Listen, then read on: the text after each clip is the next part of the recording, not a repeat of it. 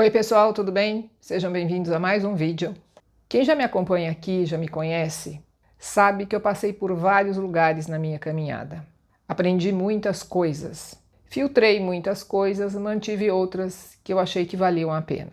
Um dos lugares por onde eu passei foi Access Consciousness. Lá eu aprendi sobre duas coisas que eu trago comigo e que me deram uma sensação muito grande de liberdade e de leveza, que são escolhas e ponto de vista. E vocês me vêm falando muito sobre isso aqui. Eu sempre falo sobre escolhas, que tudo é apenas uma questão de escolha. E sempre falo também que tudo aquilo que eu trago aqui, que eu estou dizendo, é de acordo com o meu ponto de vista. E que ninguém precisa concordar ou discordar. Eu não dou uma opinião, porque eu tenho a sensação de que opinião é algo fechado, final. Eu nunca tinha feito ainda um vídeo sobre ponto de vista, mas dando uma pesquisada no material da Mabel, eu encontrei um conto que eu achei que poderia ilustrar muito bem esse assunto e que fala o seguinte: certa vez havia 6 anciãos sábios que não desfrutavam do dom da visão. Sendo cegos, empregavam o sentido do tato para experimentar e conhecer as diferentes realidades, seres e objetos do mundo. Nenhum desses sábios jamais havia visto um elefante, e após saberem que o rei tinha um, lhe solicitaram com humildade que pudessem conhecê-lo. O monarca decidiu atender ao pedido e os levou diante do animal, permitindo que os anciãos se aproximassem e o tocassem. Os sábios se aproximaram do animal e, um a um, tocaram o elefante com o objetivo de saber como era o tal animal. O primeiro lhe tocou uma presa e considerou que o elefante era liso e afiado como uma lança.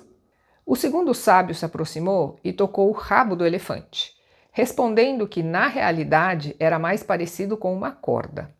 O terceiro entraria em contato com a tromba, referindo que o animal se parecia mais a uma serpente. O quarto indicaria que os demais deviam estar errando, porque depois de tocar o joelho do elefante, chegou à conclusão de que se tratava de algo semelhante a uma árvore. O quinto desmentiu, ao tocar a orelha do ser, considerando que se parecia a um abanador. Por último, o sexto sábio chegou à conclusão de que, na verdade, o elefante era como uma forte parede rugosa, depois de haver tocado as costas do animal. Depois de terem chegado a distintas conclusões, os sábios começaram a discutir sobre quem estava com a verdade. Como todos defendiam as suas posições com afinco, recorreram à ajuda de um sétimo sábio, o qual podia enxergar. Este os fez ver que, em realidade, todos eles tinham parte da razão, dado que estavam descrevendo uma única parte do conjunto do animal, ao mesmo tempo que, sem que nenhum deles estivesse errado, não puderam conhecê-lo na sua totalidade. Tenhamos em conta que o nosso ponto de vista não é o único que existe sobre a realidade. Devemos valorizar que as opiniões, crenças ou conhecimentos de outras pessoas podem ser tão válidos e verdadeiros como os nossos, sem a necessidade de que nenhum dos dois esteja errado. Eu vou compartilhar aqui o que eu aprendi sobre opiniões, sobre a necessidade de convencer o outro, sobre impor o meu ponto de vista. Eu aprendi que ninguém convence ninguém. E é uma perda de energia tão grande tentar convencer alguém de alguma coisa, fazer a pessoa enxergar da forma que a gente enxerga. Porque a gente enxerga de acordo com a nossa vivência, com a nossa experiência, com as nossas memórias, com as nossas crenças. Quem tem filho adolescente, por exemplo, tentar convencer filho disso ou daquilo é como enxugar gelo. Eu já falei aqui em algum vídeo, ou em alguns, de como eu gostava de cuidar da vida dos meus filhos. De achar que eu estava certa, que eu sabia o que eles deveriam fazer, de fazer valer a minha opinião. E é um inferno conviver com gente assim, viu? Agora, quando a gente entende que cada um está olhando da sua perspectiva, do lugar em que está, do momento em que está, do seu ponto de vista, percebe que podemos estar olhando para a mesma coisa e enxergando coisas diferentes.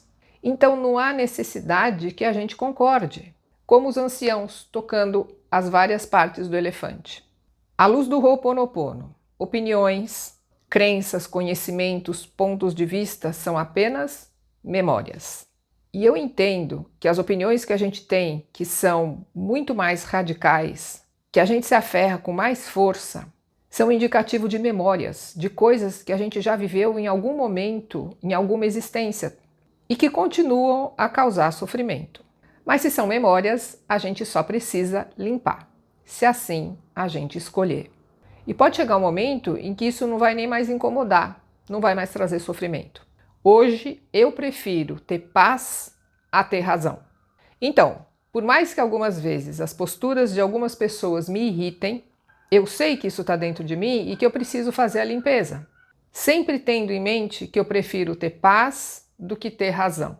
Então eu fico quieta e me mantenho limpando.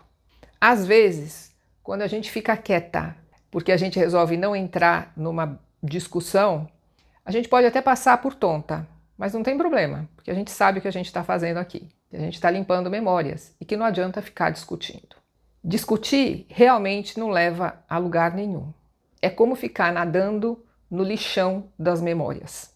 E agora eu deixo aqui esse assunto para sua reflexão. Espero que esse vídeo tenha ajudado de alguma forma. Fique bem, um beijo e até o próximo. Tchau, tchau.